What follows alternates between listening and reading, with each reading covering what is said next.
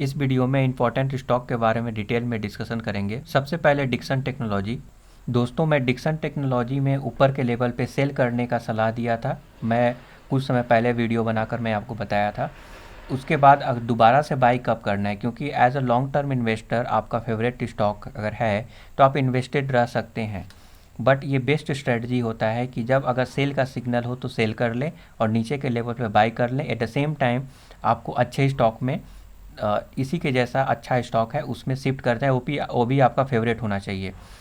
Fund जो है यहाँ से प्रॉफिट बुक करके आप जो है वैलेट में या फिर बैंक में नहीं डालेंगे, इन्वेस्ट करेंगे सिमिलर टाइप के स्टॉक में। तो पीएलआई स्कीम जो के अंतर्गत डिक्सन टेक्नोलॉजी को बेहतरीन फ़ायदा हो रहा है और ये एक्सटेंड हो गया है। पीएलआई स्कीम जो एक्सटेंड हो गया है डिक्सन टेक्नोलॉजी के लिए। क्यों? क्योंकि ये जो है इलेक्ट्रॉनिक्स ड्यूरेबल में काम करता है, जिसके वजह से इसका वैल्यूएशन बढ़ गया। जब मैंने बताया था तो उस समय ये वाला न्यूज़ नहीं था। नाउ ये न्यूज़ भी यहाँ पे आ चुका है, उसके बावजूद भी ये नहीं बढ़ा क्योंकि ये ऑलरेडी ओवर वैल्यूड था। ओके, तो जब ऐसा न्यूज़ आता है तो इनडायरेक्टली डिक्सन टेक्नोलॉजी को तो बेनिफिट होगा ही, और बेनिफिट होगा तो उसका वैल्यूएशन बढ़ जाएगा। तो इसीलिए जो है ज़्यादा गिरावट यहाँ पे देखने को नहीं मिला। बट मुझे लगता है कि आपको एक लेवल ध्यान रखना चाहिए, 4370। ठीक है, 4370 को अगर तोड़ेगा तो थोड़ा आपको सावधान रहने की ज़रूरत है। आप प्रॉफिट बुक कर सकते हैं या फिर उस जगह पे बाई ऑन डिप भी कर सकते हैं, क्योंकि उम्मीद है कि उस लेवल को रेस्पेक्ट करते हुए थोड़ा बाउंस बैक दिखाएगा। ओके, तो अभी मुझे लगता है कि और भी प्रॉफिट बुकिंग जारी रह सकता है डिक्सन टेक्नोलॉजी में। जो लेवल में बताया उसको ध्यान में रखिएगा। तो अगर हम एमएसीडी देखें तो ये सेल का सिग्नल जनरेट हो रहा है, डाउन ट्रेंड की ओर इशारा कर रहा है, क्योंकि ओवर वैल्यूएशन एकमात्र रीजन था। और मैं आपको तो पहले ही ऊपर के लेवल पर ही सेल करवा दिया हूँ।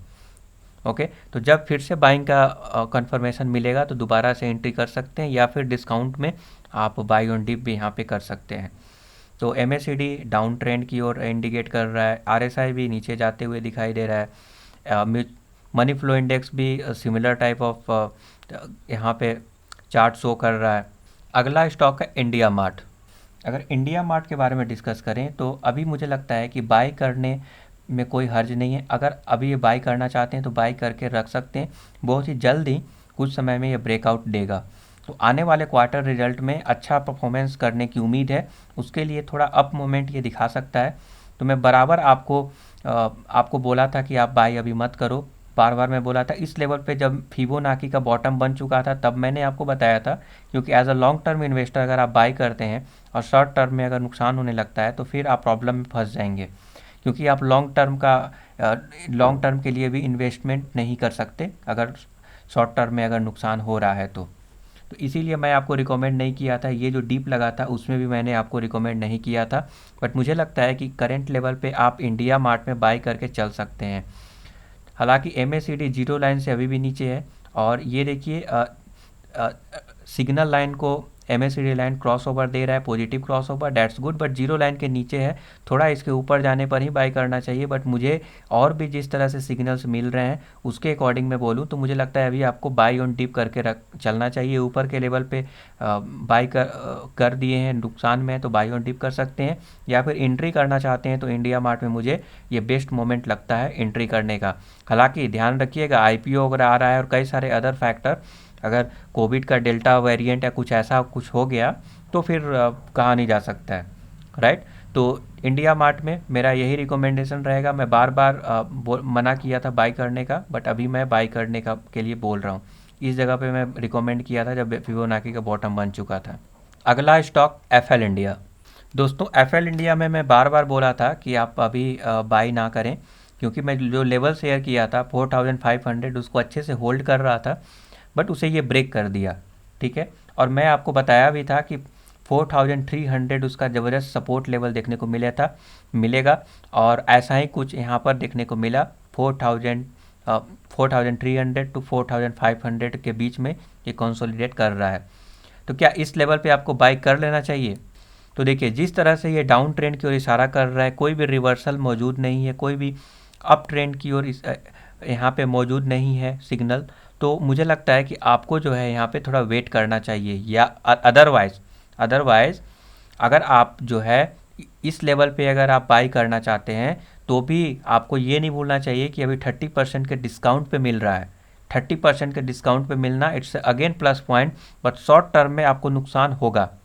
शॉर्ट टर्म में आपको यहाँ पे नुकसान होगा, बट लॉन्ग टर्म के पॉइंट ऑफ व्यू से देख रहे हैं तो करेंट लेवल पर भी बाय किया जा सकता है। लॉन्ग टर्म मतलब मे बी 2 ईयर 3 ईयर, ऐसा अगर आप देख रहे हैं तो, क्योंकि क्वार्टर रिजल्ट तो शानदार है और अभी फिर से जो रिजल्ट आएगा वो भी बेहतरीन आने की पॉसिबिलिटीज़ यहाँ पे दिखेगा, तो फिर से ऊपर एक बार जाएगा। देखिए एफएल इंडिया थोड़ा ये ओवर वैल्यूड भी है, ठीक है, अनडाउटेडली ओवर वैल्यूड है। हालांकि स्टॉक अच्छा है, उसमें कोई प्रॉब्लम नहीं है, बट ओवर वैल्यूएशन एकमात्र रीजन है जिसकी वजह से ज़बरदस्त गिरावट यहाँ पे जारी है। और जो न्यूज वगैरह आए थे उसको मैं ऑलरेडी डिटेल में कवर कर चुका हूँ, कई सारे वेरियस रीजन है जिसकी वजह से गिरावट जारी है, थोड़ा डाउन ट्रेंड ये पकड़ लिया है। देखिए ऐसा गिरावट ना most of the large cap के स्टॉक में भी कभी कभी होते हैं, ठीक है, उससे आपको घबराना नहीं चाहिए। हर एक स्टॉक में ऐसे फेज आते रहते हैं तो आपको घबराना नहीं चाहिए। हाँ, अगर क्वार्टर रिजल्ट अगर ख़राब आने लगा या फिर ऐसा कुछ प्रॉब्लम अगर आ गया फंडामेंटल, तब जाकर आप सेल कर सकते हैं, उसमें कोई दिक्कत नहीं है। बट अभी जो है मुझे लगता है क्वार्टर रिजल्ट तक का वेट करना चाहिए। ओके, तो अभी बाइंग का सिग्नल नहीं मिला हुआ है, अभी बाई नहीं करना है।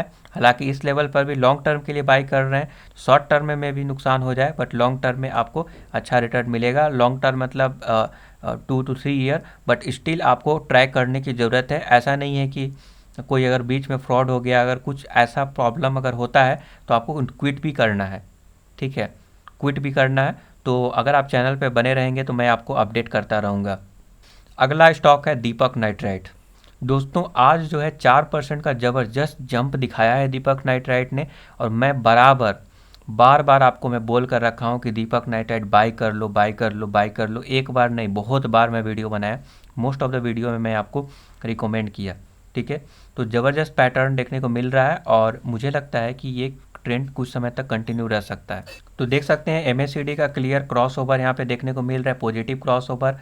RSI, मनी फ्लो इंडेक्स सब कुछ पॉजिटिव ट्रेंड की ओर इशारा कर रहे हैं, मोमेंटम तेज़ी का ही बना हुआ है और यहाँ पे कहीं ना कहीं एक पैटर्न ये ब्रेकआउट भी दिया हुआ है।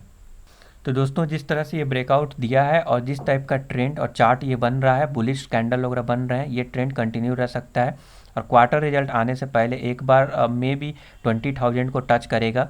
तो ये मेरा ऐसा मानना है, क्योंकि अभी भी दीपक नाइट्राइट बेहतरीन स्टॉक होते हुए भी अभी वैल्यूएशन बहुत ही रीजनेबल है, ठीक है, रीजनेबल वैल्यूएशन पे ट्रेड कर रहा है, तो और ऊपर जाने की पॉसिबिलिटीज़ यहाँ पे देखने को मिलता है।